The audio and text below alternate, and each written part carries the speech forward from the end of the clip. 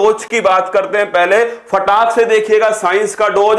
Tetanus, कुष्ठ रोग, plague और रेबीज में से कौन सा रोग दोस्तों विषाणु या वायरस से होता है? तो ध्यान रखना, टिटेनस, कुष्ठ रोग और प्लेग ये तीनों की तीनों दोस्तों किससे होते हैं? जीवाणु। किससे होते हैं? जीवाणु से, या दोस्तों बैक्टीरिया। किससे होते हैं? बैक्टीरिया से।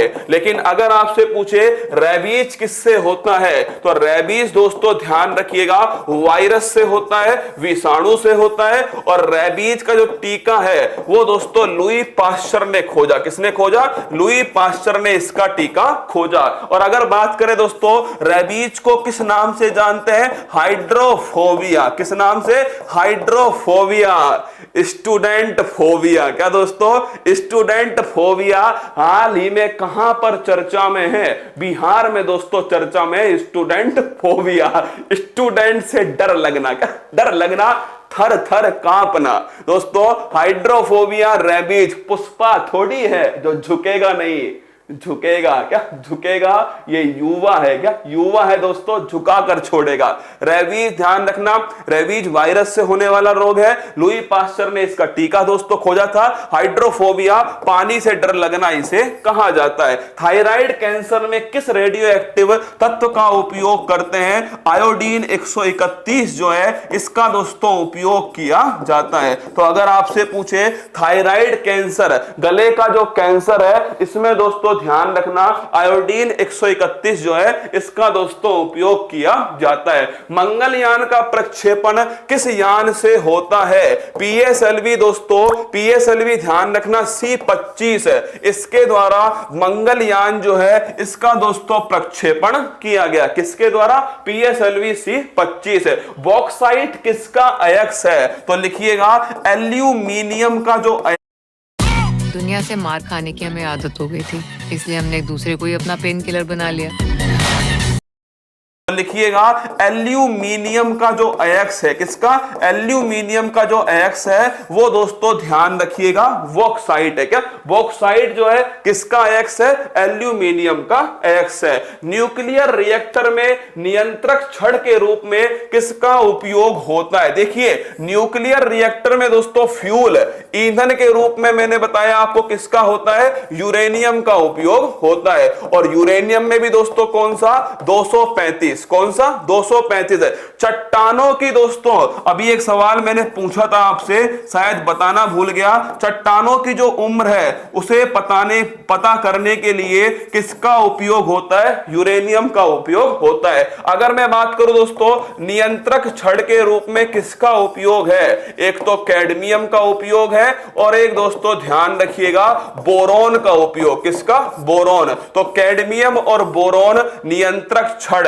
और अगर पूछे आपसे दोस्तों मंदक के रूप में किसका उपयोग है? भारी जल जो है, और दोस्तों भारी जल और ग्रेफाइट जो है इनका उपयोग करते हैं मंदक। ये तीनों सवाल जो है ना देखना आपको अलग अलग शिफ्ट में अलग अलग आएगा। फ्यूल के रूप में किसका उपयोग है? नियंत्रक छड़ के रूप में किसका है? मंदक के रूप में किसका है? टोकोफेरोल किस विटामिन को कहा जाता है? विटामिन ई को कहते हैं दोस्तों टोकोफेरोल। और लिख लेना बांझपन जो है इसी विटामिन की कमी से इनफर्टिलिटी, क्या इनफर्टिलिटी जो है ये भी दोस्तों इसी विटामिन की कमी से होती है। और इसे ब्यूटी दोस्तों, ब्यूटी हार्मोन भी, ब्यूटी विटामिन भी इसे कहा जाता है। तो अगर आपसे पूछे टोकोफेरोल दोस्तों ध्यान रखिए विटामिन ई। इंसुलिन का निर्माण कहां होता है? कल दोस्तों रीट में आपने सुना, अभी दोस्तों अभी बात करेंगे, देखना इंसुलिन का निर्माण कहां होता है? अग्नाशय ग्रंथि का, अग्नाशय जो ग्रंथि है इसमें दोस्तों इंसुलिन का निर्माण होता है। मुझे तो लगता है दोस्तों एक बार दोस्तों सभी टीचरों को एक ही काम करना चाहिए। एयरफोर्स, बताओ गुरुजी, एयरफोर्स दोस्तों एक महीने से बार दोस्तों अभी राजस्थान जब ग्रुप डी का एग्जाम होगा, तो कह रहा हूं दोस्तों एक बार भगवान विश्वास, क्या अगर दोस्तों मानव से विश्वास ना उठ जाए तो हमसे कहना फिर।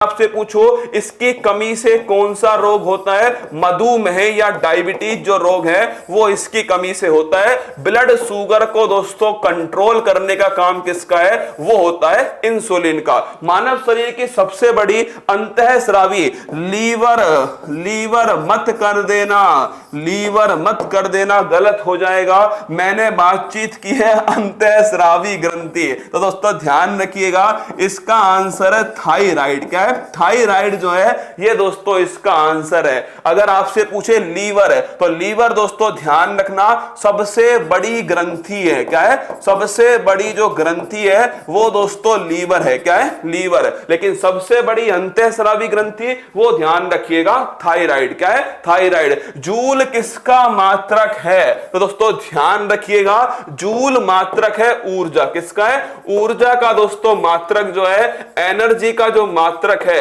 वो ध्यान रखिएगा कौन सा है, वो है दोस्तों जूल। क्या है, जूल।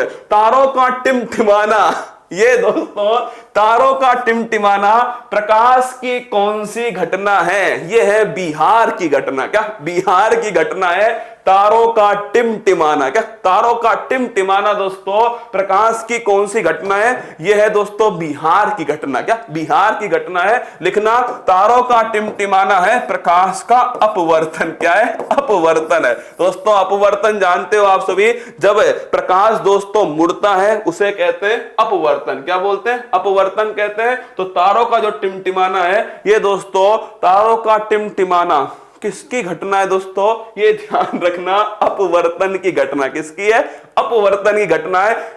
तारे टिमटिमाते हैं। क्या, टिमटिमाते हैं दोस्तों, ध्यान रखना, भूलना नहीं है जिंदगी में, अपवर्तन है। अरे पूर्ण आंतरिक परावर्तन नहीं है रसगुल्ला, टोटल इंटरनल जो रिफ्लेक्शन है इस पर तो दोस्तों मरीचिका। क्या है, मरीचिका है। ऑप्टिकल फाइबर, क्या है, ऑप्टिकल फाइबर है, मरीचिका है। इनका दोस्तों संबंध किससे है, टोटल इंटरनल रिफ्लेक्शन से। राष्ट्रीय गान और राष्ट्रीय गीत जो है ना 26